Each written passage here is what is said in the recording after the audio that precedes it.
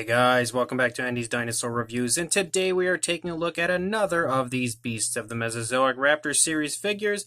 This is the 1/6 scale Atrociraptor, and of course the glare coming off of the front of the packaging is just a little bit unbearable right now. We can't really see much of anything going on, so we're just going to turn this around, take a look at the back of the packaging, and we'll see the actual figure when we get it out. Of course, incredible artwork over here of the Atrociraptor, as well as some really cool information on the species down here. And then kind of a checklist of each of the other figures that are in the line, or some of the other figures that are in the line, as far as which species are included.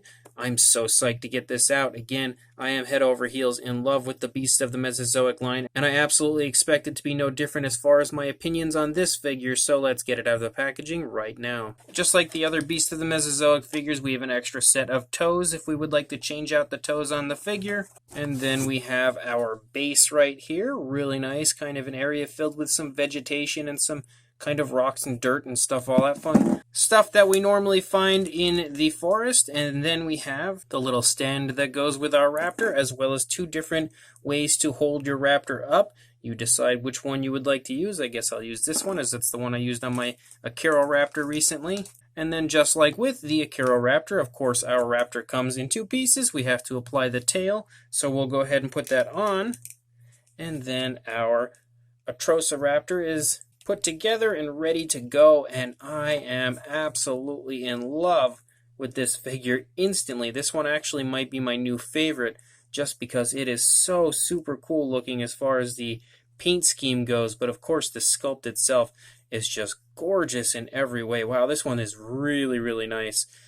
There's a few more I really want to get a hold of that I'm extremely interested in, but this one, as of right now, I think is leading the charge as far as my favorite, and I haven't even taken a closer look yet, so let's actually go ahead and do that right now. So starting up here at the head sculpt, look at how beautiful that looks. Wow, incredible looking as far as the sculpt and detail, but also the paint. The paint on this one is just fantastic. Really, really psyched about this figure instantly once I actually have it out of the packaging here. You can see how beautiful that skin texture is thanks to the really nice paintwork that has been applied. Some nice dry brushing and everything has been applied to bring the detail out in beautiful fashion.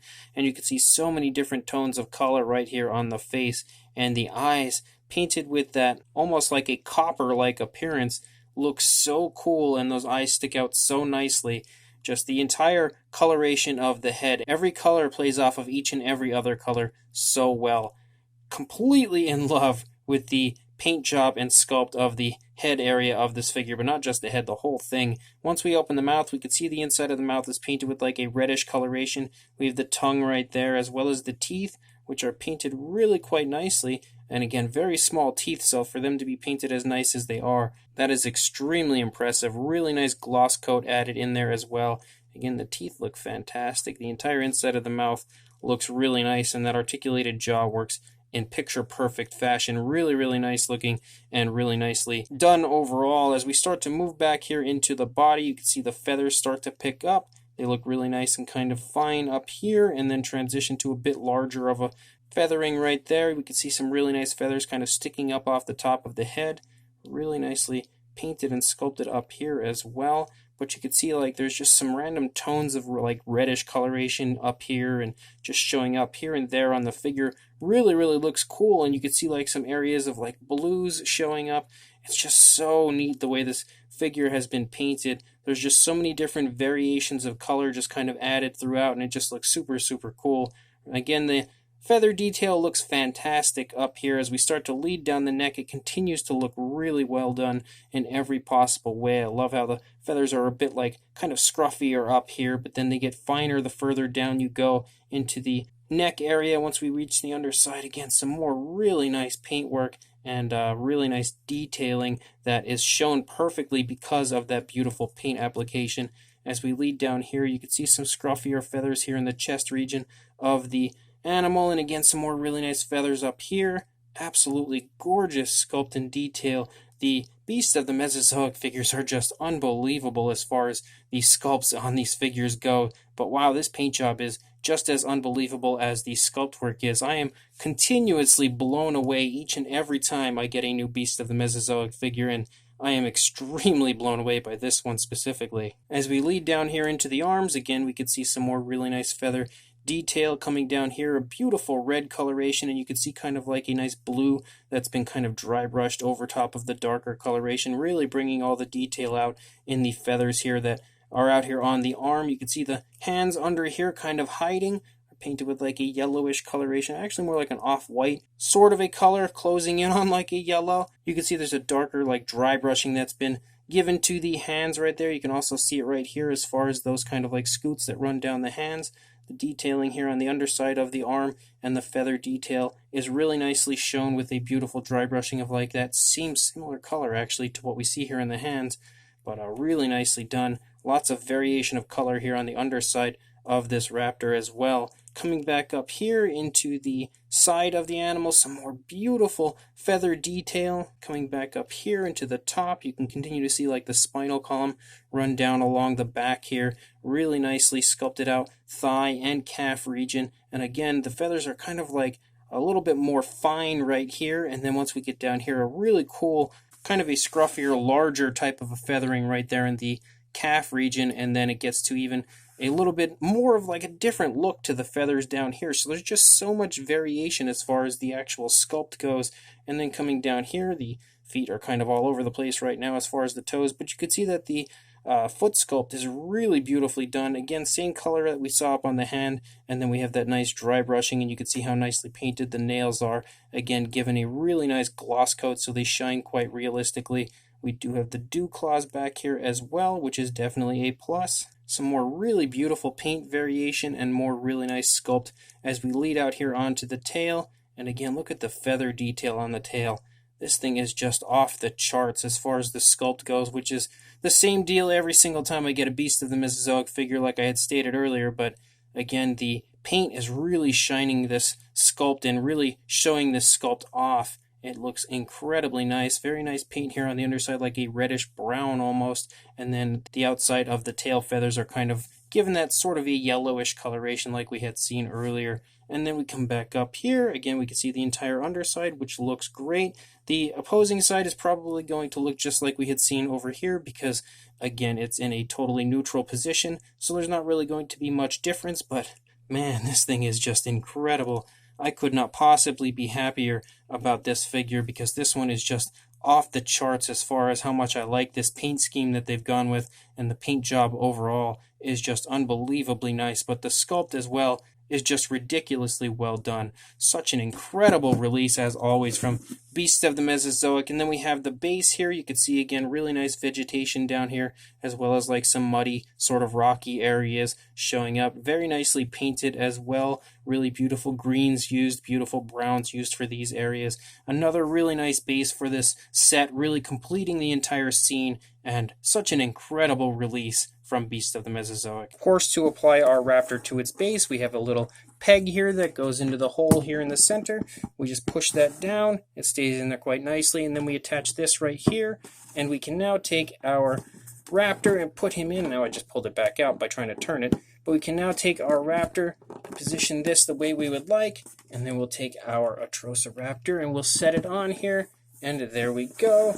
It is now standing quite nicely and looks really cool overall. If I get this a little more centered, you can see how fantastic looking that is. Beautiful, beautiful Raptor figure from Beast of the Mesozoic. For a size on our figure, for a length from the head to the tail, you are looking at about a foot long, or about 30, actually a little over, more like 12¼ inches, or about 31 centimeters. And then for a height, for the positioning that it is currently at, you're looking at about just under 4¾ inches, or around 12 centimeters for the head. And then for the tail, it's around the 3-inch range, somewhere in that area, or around 7 centimeters. But again, that's just depending on how you want to pose your Raptor, what positioning you would like to have it in.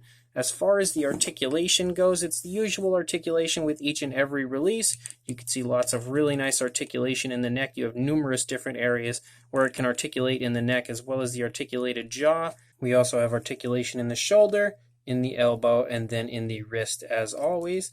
We have articulation actually in the midsection. I almost missed that. In the midsection right there. In the hip, the knee, which is very stiff. Trust me, it works a little smoother once you've actually done it a few times. here, and then here down here. And of course, the actual sickle claw itself does articulate, then here, and then right here. And then of course, the tail is on a wire. So a ton of articulation included with our Atrociraptor. If I can get it on here, there we go. I missed the thing completely. But for a size comparison, there is Mr. Papo T-Rex, the Attack Pack, Golovosaurus, and Robert Muldoon from the Mattel Jurassic World toy line, next to our Beast of the Mesozoic Atrociraptor, the 1/6 scale Atrociraptor. And you can see next to these figures around the size of the Atrociraptor, pretty much all the same size as far as the last couple Beasts of the Mesozoic Raptors I've reviewed, as they are similar in size, and you should have a pretty good idea of that right here. And if you did not have a good idea of that, here is the Articulation next to the Atrociraptor, and you can see how similar they are in size, but also how similar they are in beauty, because both are fantastic. So this 1/6 scale Atrociraptor from the Beast of the Mesozoic line is absolutely gorgeous, and quite possibly my new favorite of this line that I have. It's really tough to tell. I'm very, very close to just saying this is my favorite, but there are a few others that I have that I was a huge fan of. But man, this thing is just so unbelievably nice looking as far as both sculpt and paint application that I'm just really having a hard time not saying this is my favorite. This is a really nicely done figure. Again, as far as sculpt and detail, it is incredible. You can see so much beautiful detailing up there on the face, in the skin textured area of the face, and even on the hands and feet.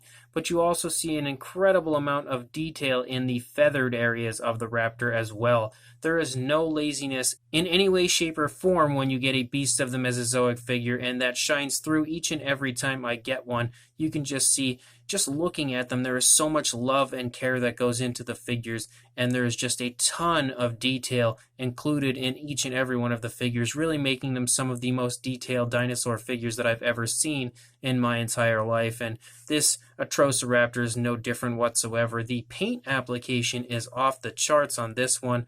I really, really love how they've used so many different really nice tones of color that just kind of sneak through. There doesn't seem to be like any real actual pattern to them. They're just kind of here and there, and it looks really, really neat the way they've done that. I think this one is probably my favorite as far as the paint schemes go as well, in comparison to some of the others that I have, which each and every one always has a really nice, very natural looking paint scheme.